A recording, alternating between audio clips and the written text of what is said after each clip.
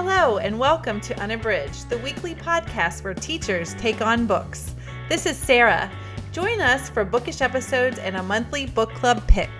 This is Ashley. Find us on Instagram, Facebook, and Twitter at Unabridged Pod, or go to our website, unabridgedpod.com, where the books we read are linked for purchase. This is Jen. Check out our Teachers Pay Teachers store, our Patreon page, and our newsletter. Please rate, review, and subscribe on Apple Podcasts to support us. You want opinions about books? We've got them. Hey, this is Jen here with teaching tidbit number 11. These are tips in Google to support reading. So in the classroom, I use Google Apps for Education all the time to support reading and writing in my classroom. I think uses of it for writing are a little more prevalent out there, but I think it can also be a powerful tool to support students reading more deeply and more carefully. I do think that if your school division does not use Google Apps for Education, that there are some of these practices that you could use with other types of software. So the two main things I'm focusing on are the collaborative part of Google and then the ability to make comments within a document or another file.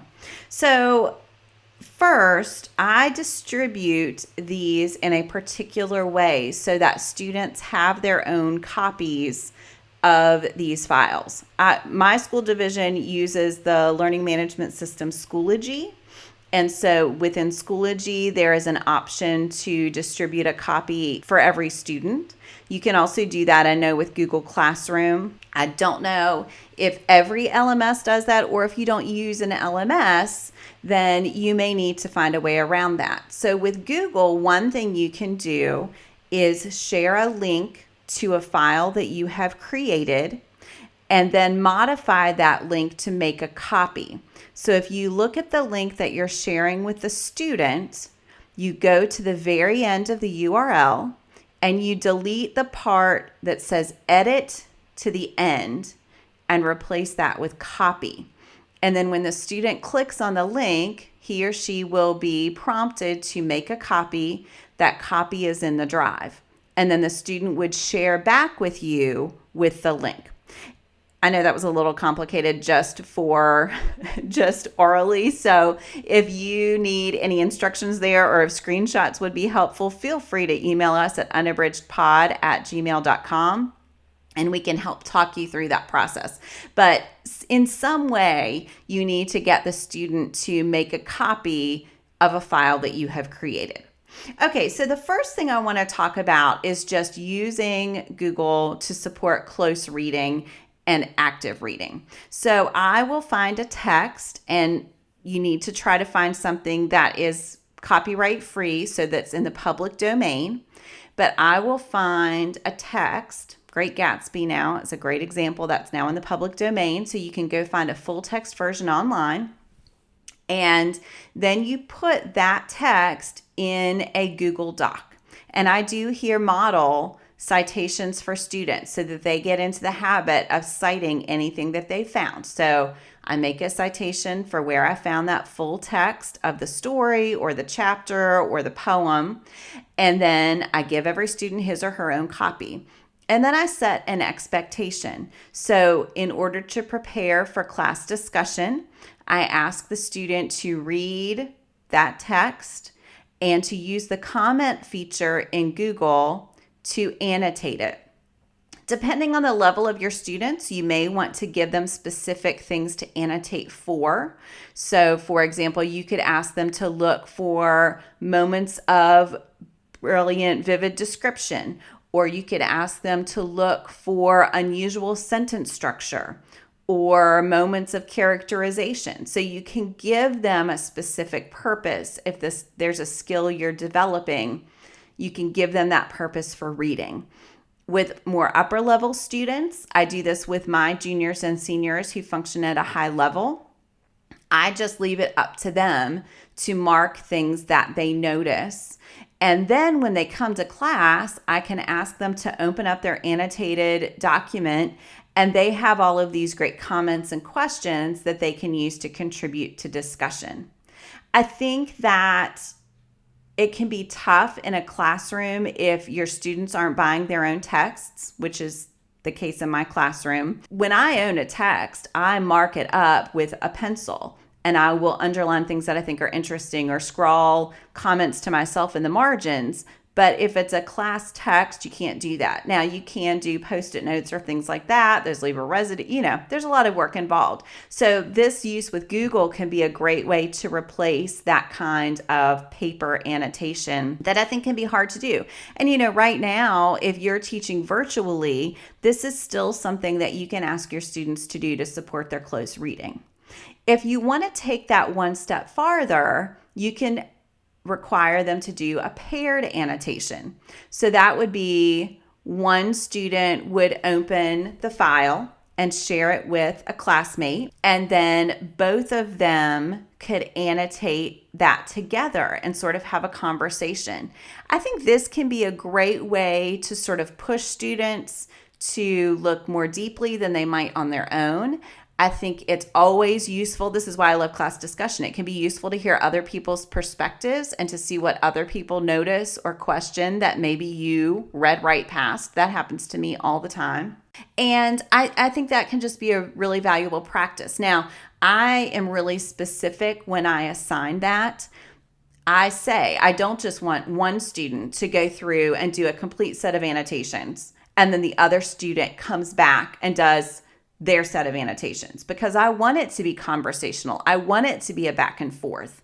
So maybe you say, student 1, you should go through and do 5 annotations. Student 2, you need to go through and do 5 more. At least 3 of yours need to reply to student 1. And then student 1 has to go back, and you can spin that out as long as you want. This year, I only see my students 1 day a week, but I will say when I was in the classroom and saw them 2 or 3 days a week, this can be a great in-class activity. That's not practical for me right now, but when we do go back full time, I would do the first paired annotation in class when I can support it and sort of oversee what they're doing and redirect in the moment. But this year, I've had to do that and just let them work through it on their own. The other thing that I want to talk about is using this type of Google Doc to support rereading. I actually got this idea from an AP teacher at my previous school, and I found it on a mimeographed assignment sheet. So it's been around for a while. This is not original to me, but I think it's a great idea. So I think rereading is one of my favorite things to do as a reader. I think there's great value in it, but practically over the course of the year, I can never fit in the first read of books, as many books as I want. And so to have this opportunity to reread, I focus on poetry. So I'm actually doing this with my students right now. I gave them a document that included 7 poems. And these are pretty tough poems. They're not poems that will yield all of their meaning, all of their secrets on a first read. And so I asked the students each to select 5 of the poems that they wanted to focus on for their reading and rereading activity. And that could be for any reason. So some of them deliberately chose the poems that they thought were hardest, that they found most challenging. Some of them just chose the poems that they liked the most. So I didn't give them a reason. I just said, you need to pick 5. I'm requiring them over the course of 4 months to read and then reread 3 times. And for their first read, they had to go through those 5 poems and annotate things that they noticed, questions that they have. And then at the end of each poem, they write a brief reflection of their overall thoughts. So that's the initial read. What they'll do on each subsequent reread is they'll re-annotate. They'll hopefully reply to some of their initial questions, and then they post a new reflection each time. The great thing about doing that in Google is the comments are time-stamped. So it's really easy for me to get a glimpse of what their rereading journey is like. And already, I'm still early in the assignment, but I can see in their reflections the poems that are more rewarding on a reread. Maybe those were the ones that were more difficult at the beginning, but then it can be this great reward as they persist in reading and rereading the poems to suddenly start making sense of a passage that was really difficult at first. I think you could do this with all levels of students. I do think with juniors and seniors, it's great because I think they're ready for that kind of meta thinking about their own thinking. And I see them already thinking about the way their brains are working, or how one student was talking about what was going on in her neighbor's house across the street and how that was impacting her reading of the poetry the first time. So there have been some fun little rewards happening as they've been annotating, and I'm getting a sense of their voice and personality even more as I'm getting to see their annotations and their reflections. Again, I know the technicalities of some of this can be overwhelming, and we are certainly happy to help with any of that. So again, if you have questions about how to make any of this happen, you can email us at unabridgedpod@gmail.com. But yeah, I hope you give it a try. I think Google can be a great way to move into reading and to really think about how to support close, careful, thoughtful reading and reflection with your students. Thanks so much for listening.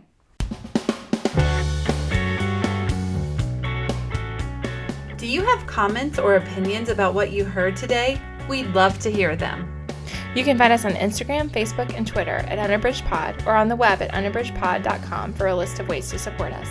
We'd like to thank Jared Featherstone, who composed our theme music, Strings of Light, and Katie Amy of Amy Photography, our podcast photographer. Thanks for listening to Unabridged.